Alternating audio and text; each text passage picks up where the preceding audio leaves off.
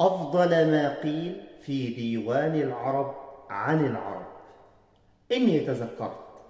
إني تذكرت والذكرى مؤرقة، مجد تليدا بأيدينا أضعناه.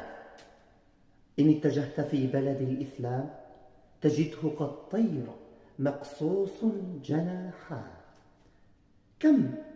كم سارفتنا يد بالأمس كنا نصرفها، وبات يملكنا شعبا ملكناه.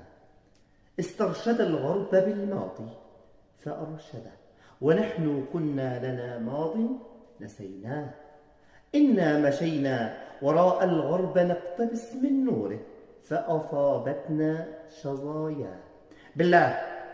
بالله سل خلف بحر الروم عن عرب كانوا هنا واليوم قد تاهوا. وانزل